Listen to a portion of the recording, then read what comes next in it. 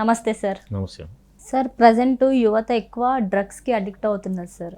School పిల్లలు కావచ్చు, college పిల్లలు కావచ్చు, అండ్ జాబ్కి వెళ్తున్న వాళ్ళు కావచ్చు, any one person sir, married unmarried అని ఇలా లెక్క లేకుండా, చిన్న పెద్ద అని తేడా లేకుండా డ్రగ్స్కి విపరీతంగా అడిక్ట్ అవుతున్నారు సార్.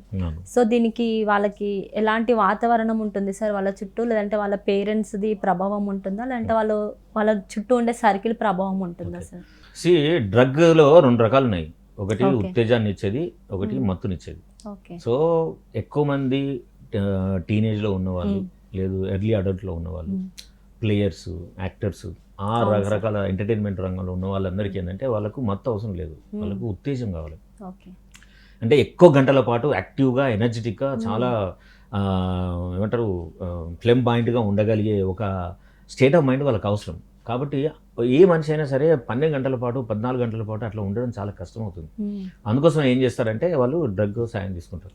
అట్లా ఫన్ కోసమో, అవకాశం కోసమో, అవసరం కోసం వచ్చేసిన అలవాటు ప్రతిసారి ఈ అవసరంతో నేను తీర్చుకుంటాననే ఆలోచన వచ్చిన తర్వాత ఒక పీరియడ్ టైం వాళ్ళు డ్రగ్కి బానిసలు అయిపోతారు. దిస్ ఒక సెక్షన్.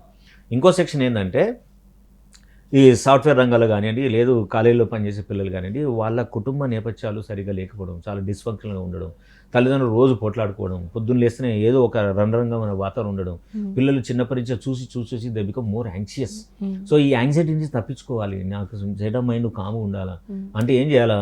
ఎవరో ఫ్రెండ్ ఒకసారి ఒక చాక్లెట్ రూపంలోనో లేకుంటే ఒక టీ రూపంలో ఏదో ఇస్తాడు, ఇచ్చినప్పుడు తీసుకుంటాడు. తీసుకున్నప్పుడు ఈ ఎక్స్పీరియన్సెస్ దట్ ఇట్స్ హై వచ్చేస్తుంది వానికి. అరే ఎంత బాగుంది, వెంటనే పడుకోవచ్చు, స్టేట్ ఆఫ్ మైండ్ చాలా కామ్గా, క్యూట్గా ఉంది, నాకు ఈ experience is one of the fantastic state of mind అని అనిపించినప్పుడు మెల్లిగా దానికోసం వెంపర్లాడడం, అది తెచ్చుకోవడానికి కోసం రకరకాల ప్రయత్నాలు చేయడం, ఆ రకంగా ఈ డ్రగ్ అనేది అలవాటు అయిపోతుంది. సో ఇవన్నీ కూడా వ్యక్తులకు దాని అవుట్కమ్ ఆశించి లాంగ్ టర్మ్ చూడకుండా షార్ట్ టర్మ్ బెనిఫిట్ మీద ఆలోచించి పిల్లలు కానీ పెద్దలు కానీ డ్రగ్ తీసుకుంటారు. డ్రగ్ లక్షణం ఏంటంటే మన బ్రెయిన్లో ఉన్న హ్యాపీ కెమికల్స్ యొక్క కెమికల్ ఫార్ములా డ్రగ్ తీసుకునే chemical formula almost near by ఉంటుంది. కాబట్టి ఇది పోగానే ఆర్గానిక్గా సంతోషపడే లక్షణాన్ని అది మెల్లిగా పోగొట్టుకుంటుంది. వాళ్ళకి జీవితంలో అంత నిరాసక్తితోటి, చాలా రొటీన్గా, చాలా మెకానికల్గా, అసలు సంతోషమే లేని భావన కలుగుతుంది. సో అట్లా ఉన్నప్పుడు ఐఎమ్ మిస్సింగ్ సంథింగ్ అనిపిస్తుంది. సో ఆ మిస్సింగ్ని నేను తెచ్చుకోవాలంటే నేను ఓన్లీ డ్రగ్ తింటేనే వస్తుంది అని చెప్పి ఆ డ్రగ్ కోసం అట్లా అలవాటు అయినప్పుడు సో ఎక్స్టర్నల్గా మాత్రమే అది లోడ్ చేస్తేనే వాళ్ళకి సంతోషం వస్తుంది. కాబట్టి మనిషి జీవితంలో పుట్టి నుంచి చనిపోయే వరకు సంతోషం కోసమే ఎంపర్లాడడం అనేది మనిషి డిఎన్ఏలో ఉంది. కాబట్టి ఆ సంతోషం కోసం డ్రగ్ తీసుకుంటారు. దాంతో వాళ్ళు తెలియకుండానే వాళ్ళు అలవాటు పడిపోతారు.